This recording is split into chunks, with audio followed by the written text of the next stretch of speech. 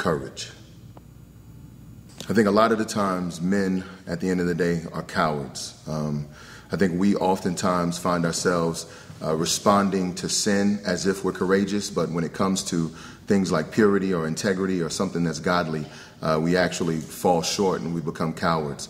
I can think in my own life how oftentimes I got to deal with business matters, and that's a weak point. And so when it comes to talking to someone concerning money or some type of business structure or whatever the case may be, I find myself falling away and not being as courageous as I could, and I'm a coward in that moment.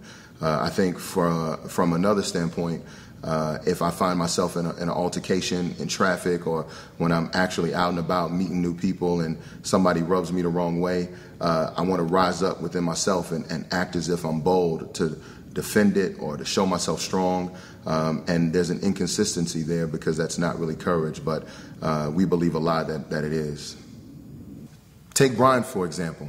He was courageous in all the wrong things. He knew it was wrong to rob the church, but he did it anyway, so he wouldn't look like a coward in front of his friends.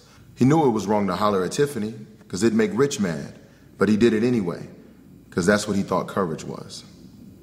And so when you speak of courage, I think Christ came and modeled that, being the perfect man who came down and dwelt among us, modeled it and lived it. He proved to us that one day we would have to be courageous. The Bible tells us, Christ said he would have to one day face judgment. He would face people who would belittle him, malign him, as he said. And he told us if they're going to do that to the master, then expect that would happen to us.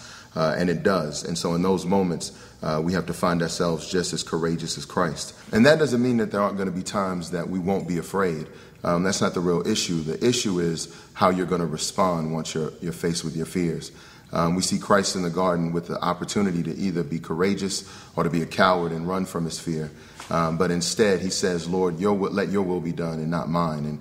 And he chooses courage. And so in our own life, we have the opportunity a lot of times to either be a coward or to take courage. Even in my own life, dealing with business, talking to people who intimidate me or what have you, I find myself sometimes wanting to take the coward's role. But instead, I look to the example of Christ and I say, man, if God has called Christ to be courageous enough to take the cross, then I, in the same way, need to be courageous.